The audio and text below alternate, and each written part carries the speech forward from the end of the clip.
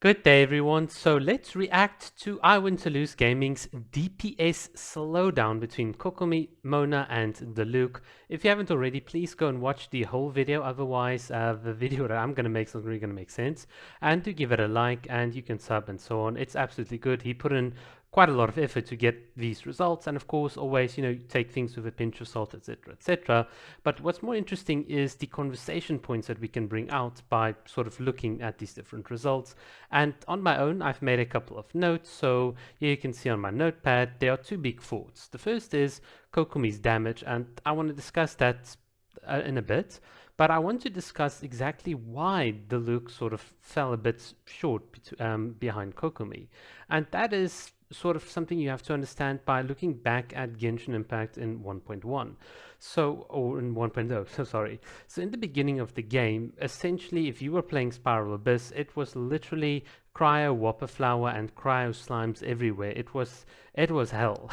So you needed someone like the Luke and Klee to, sort of destroy the Spiral Abyss.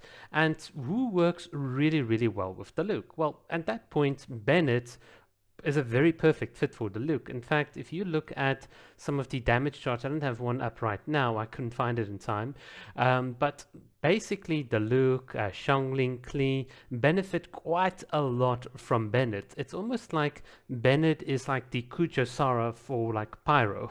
That is sort of, I think, the intended development. And if you have C6 Bennett, then obviously he can very interestingly give the Luke, which is carrying a Claymore, almost that permanent uptime infusion on Pyro, gives Xiangling Pyro Infusion, obviously just boosts Klee, which goes to show you that way in the beginning, the Luke was always intended to be run with his dedicated support, Bennett.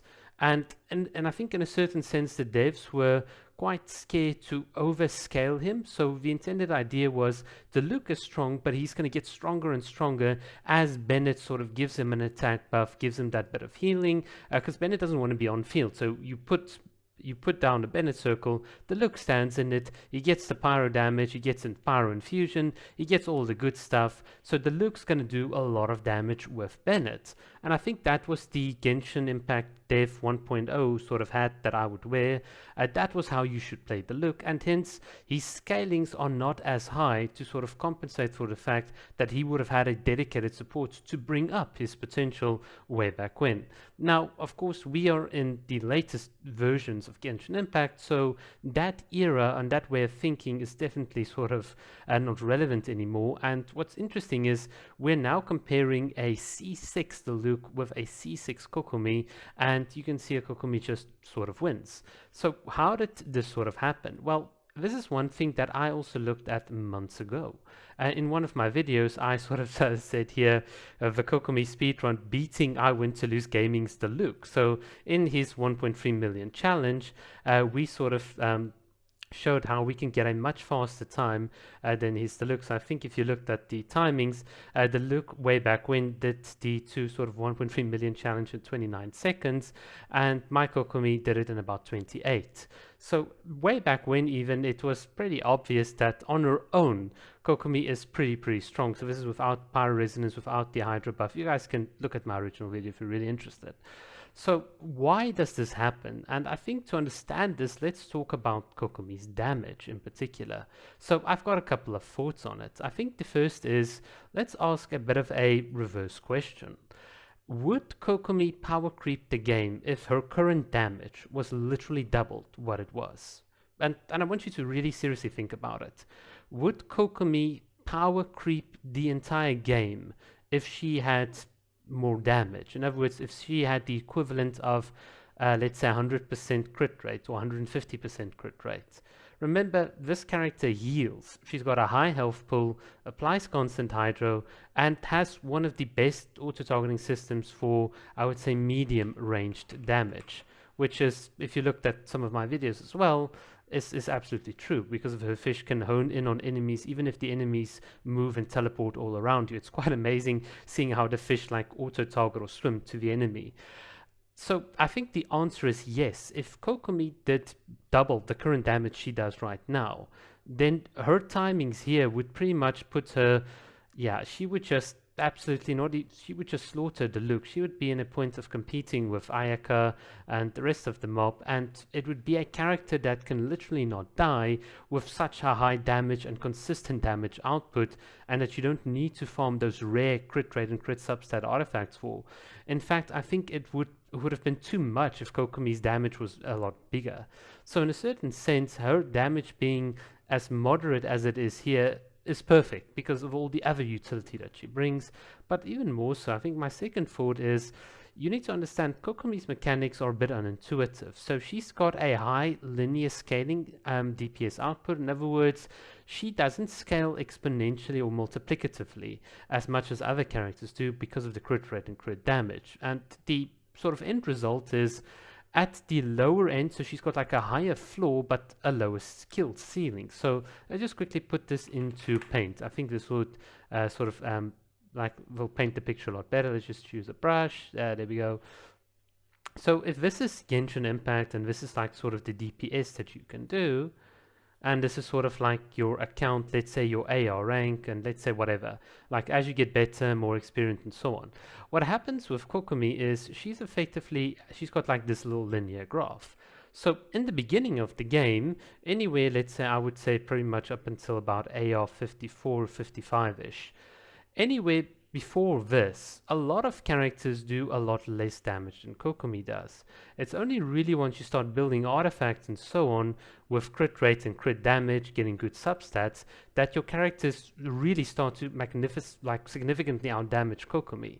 And that is perfectly normal. But the implication is Kokomi is one of the best F2P characters because you just need to build like HP and HP percentage with her, which incidentally have very high drop rates on your artifacts. So to get Kokomi's what we call damage ceiling out is actually very easy. In other words, the maximum amount of damage that she can do is obviously not as high as other characters, but to get to that ceiling is very easy.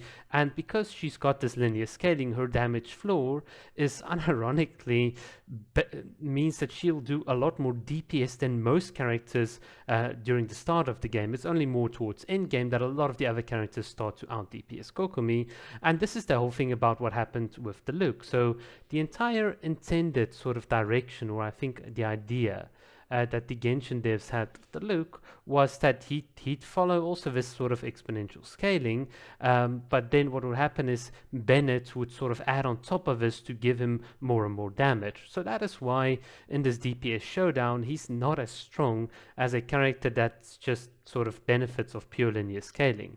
And another thing that was quite interesting for me was the Fellflower event.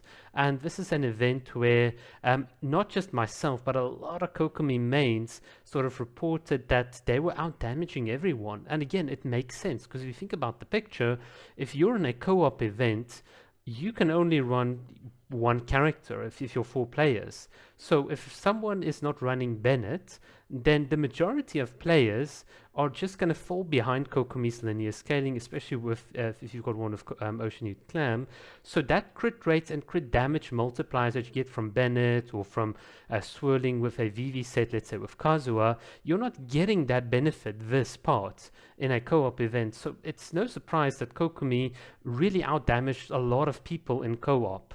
And this is not just something that I reported on my account. I saw a lot of Kokomi mains mention it, and a lot of people like, yeah, whatever. They sort of wrote it off, but they didn't understand this sort of like the power of linear scaling and how good it is. And that is why Kokomi does so much damage, just implicitly. And that was just very interesting to me as well. The fact that she works with this linear scaling because she can't crit is such a nice, such a different mechanic, and that's why I love the character. But even what's more so, I saw a video like this with IWinToLoseGaming goes further. He goes into these sort of showcases, like the free support showcases, and he sort of pretty much came to the conclusion that it is possible, well, 26 seconds, let's just take the 32, for Kokomi to be better than Mona in a certain sense. I'm putting it in air quotes, better. And the reason why she's better is not because of of how Omen works, all the buffs and so on. It's about how you apply your skills. So this is the big thing. When Kokomi came out, a lot of people said, well, I can replace her with Xingqiu. He's a better hydro applicator. Tartaglia is a better hydro applicator. Just use Mona for buff. TDS, Mona buff, your problem solved. But what happens is, and this is what you can see at the very high end of the game, how you apply your skills. In other words, how quickly can you cast your E ability? What is your burst casting time? Again, Mona's got one of the longest burst animations in the game, whereas Kokomi's got like a 1.23-ish second one. We've covered it before on the channel.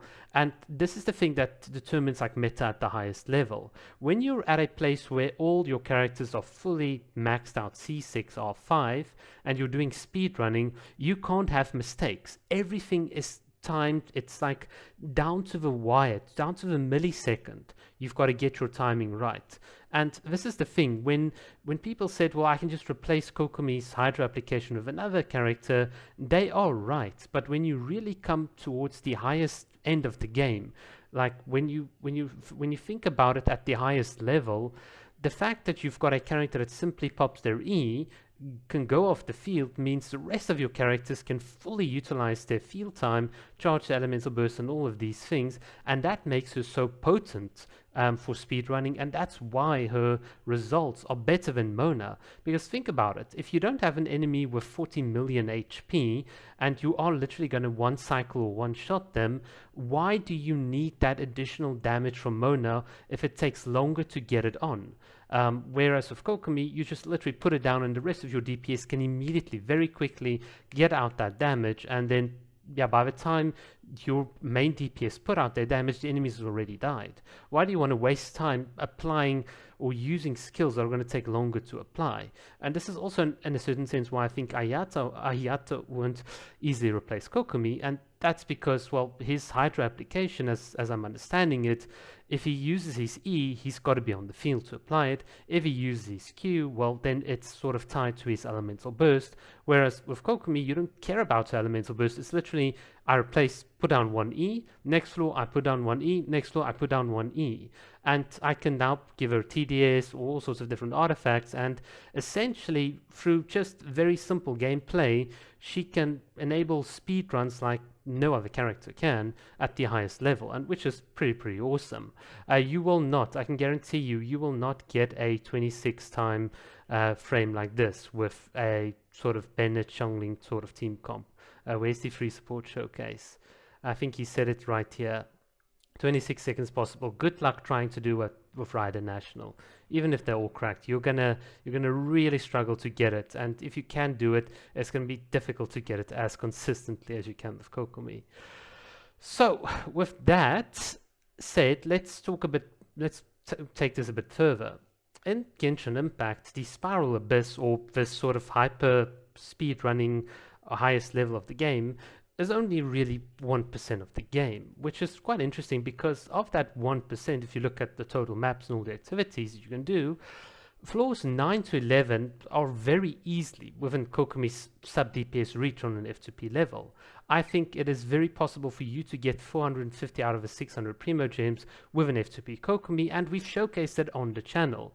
So you don't need a very cracked unit or very cracked DPS to get good results. And the interesting thing is, even if you just take your Kokomi as she is, and you get 4 to 6 stars on the final floor, you are getting, or you're losing in effect about 50 to 100, let's be generous, 100 Primo Gems due to not doing enough damage. Think about it. Every 2 weeks, you are losing 50 Primo Gems, or let's say 100. Let's say 100, otherwise people are going to get mad. So every 2 weeks, that's 14 days, you are losing the equivalent of 7 Primo Gems a day due to not doing enough damage with Kokomi. Like, it's like, and is this the reason why people hated her so much on her launch? Do you guys get the point? Like, for the majority of the game where this linear scaling beats out the multiplicative scaling due to underdeveloped artifacts, to say that Kokomi has no utility is just absolutely insane to me. And that's why I want to come to my ultimate conclusion. Supports in this game will always be better than DPS. Keep an eye out for good supports. Bennett, Kazuha, characters like Kokomi, they enable team comps around them instead of being selfish and dealing just damage. Because here's the thing, if you can do damage, whatever you can do, I will replicate and beat that damage. And whatever damage I can do, there will be a hyper-invested whale that will do even better. You will always have some character, someone else that can beat you in terms of your damage. But in terms of supporting your own damage efforts, you can't go wrong with supports. That's why they're just awesome. That's why this character is just absolutely amazing. So yeah, guys, that is my thoughts on his video, my sort of deep dive into Kokomi. So hopefully this meant something and you guys found that interesting. Again, just my opinion, so feel free to let me know what you think. Cheers.